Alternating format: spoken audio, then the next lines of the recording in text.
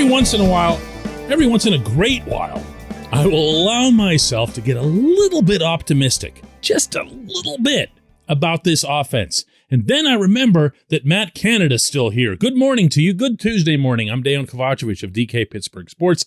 This is Daily Shot of Steelers. It comes your way bright and early every weekday if you're into hockey and or baseball. I also offer daily shots of Penguins and Pirates that I hope you'll check out. I had hoped that Canada would check out, and forcibly so, after the 2021 season. I saw next to nothing that I liked from him, at least as much as it's reasonable to discern from trying to figure out how much of anything is on the coordinator. But as I'll often counter when someone says, oh, it's just the players, it's always the players, always the players, then okay, why do they have coordinators? Like to open and close the doors, to clean up the locker room, to vacuum when the game is over? They're there for a reason. They matter a lot. In the world's most scripted sport, you'd better believe they can make a big difference in one direction or the other.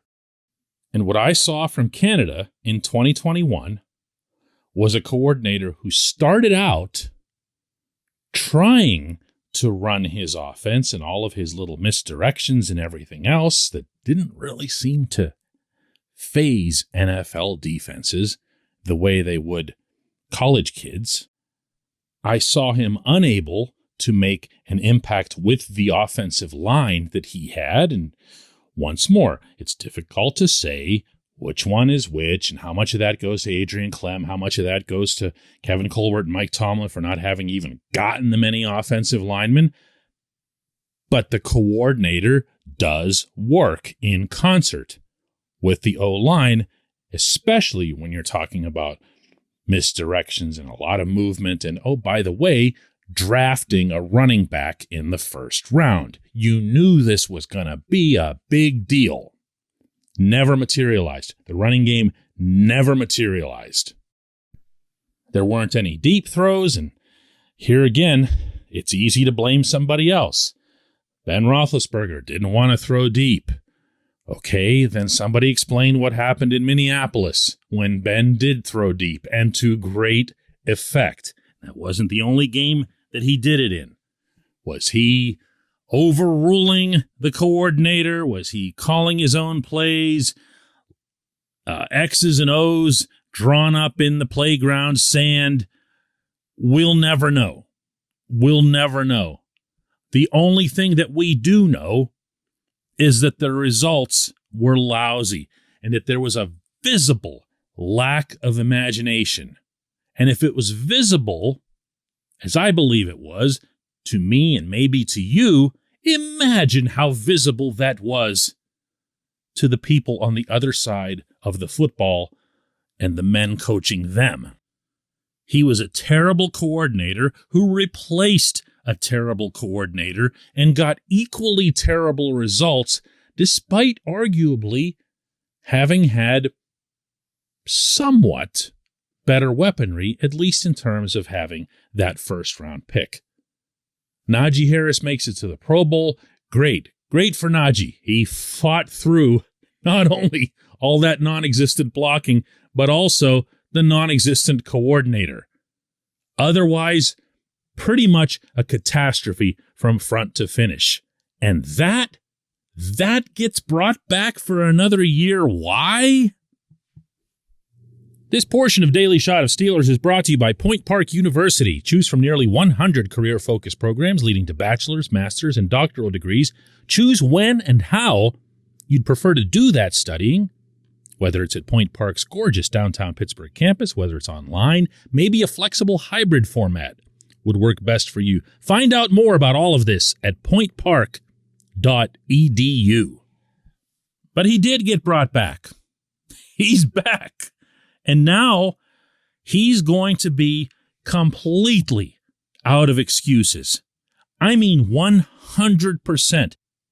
Let's say Mitch Trubisky were to go down. Okay, Mason Rudolph, who at least some people in management somewhat believed could be an NFL starter this season, is right there to take his place, and you've worked with Mason for years. If Najee goes down, there's probably going to be another running back of note, I believe, coming into the fold between now and kickoff. Wide receiver, well, you have a couple of them now. They're both kind of question marks in different ways between Deontay Johnson and Chase Claypool, but there's going to be more. There's no way the Steelers are getting through 2 rounds of this draft without taking at least one receiver. Tight ends, hey, just wait for year 2 of Pat Freiermuth. What am I missing? What could be the excuse? What could it be this time that would justify bringing him back for another year, or for that matter, even having him finish out the coming year? I can't make this point strongly enough.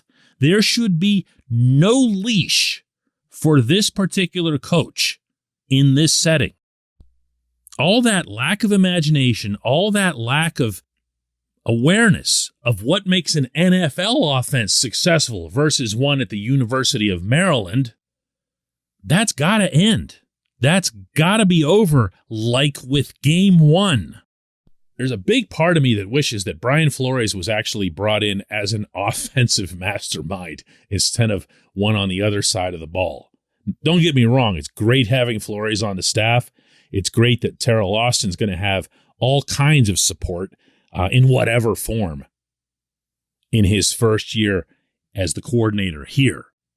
But I wish that was on the offensive side as well. Who's going to be Canada's support? Who's going to be Canada's potential replacement just sitting around and waiting? Mike Sullivan, the quarterback's coach, usually the QB coach is the guy that you look to, but he doesn't have a background in play calling, and that's really what the coordinator's principal role is.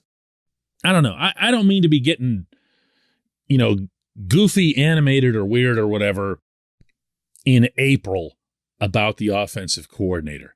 That's generally something that you've got plenty of time to do whenever the games are being played and everyone's all up in arms. But I will say that it's a little bit deflating, and it might be even more deflating in a couple of weeks with the draft when talent is added, that I really still can't get my hopes up for this offense, because I can't bring myself to accept that this coordinator will just magically be, 10 times better than what he was last season? Is that the ratio that you need? Is it 10? I think it might be 10. When we come back, just one question.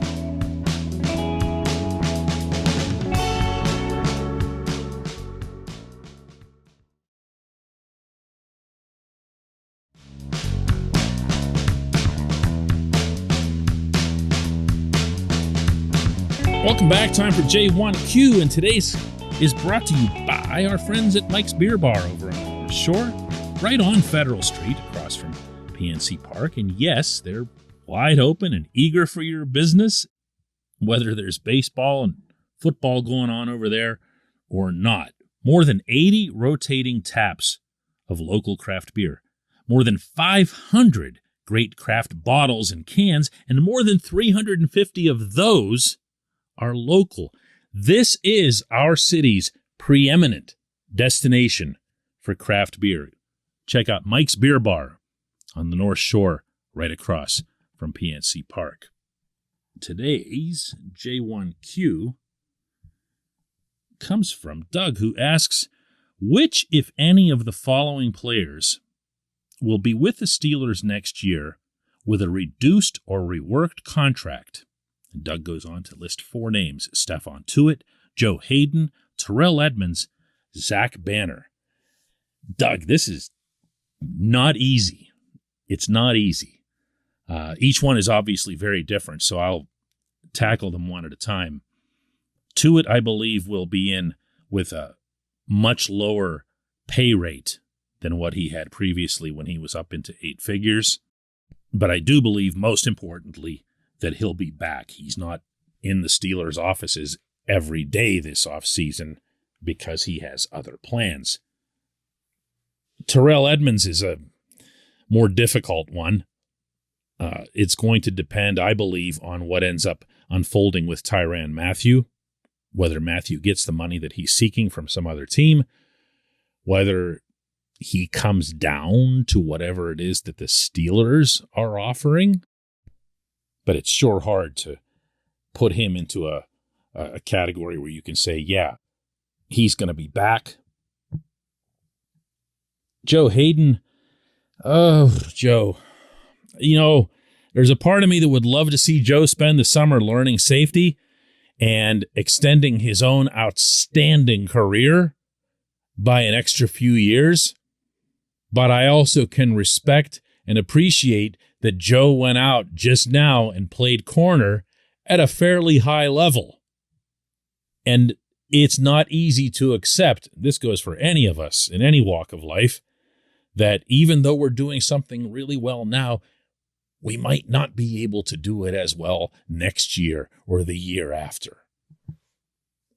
Banner might be the toughest one of all, because Banner, in addition to having made a lot of money from the Steelers for playing very little football through no fault of his own, just saying that's actually a fact, not anything that anybody can dispute, he really hurt himself along the way by not becoming more versatile. Now, some of that, of course, had to do with his availability and his health. It's tough to say, hey, I want to learn how to play both tackle positions and guard while you're on crutches. But that lack of versatility, I think, is going to keep him from coming back. You don't sign a backup offensive lineman who can only play right tackle. That wouldn't make any sense, especially when you saw Joe Haig mature. I felt like you saw John Leglue come along and do some good things on the interior. I don't believe that there'd be any use for bringing Banner, even if he came back at NFL minimum. I appreciate the question. I appreciate everyone listening to Daily Shot of Steelers. We'll do another one tomorrow.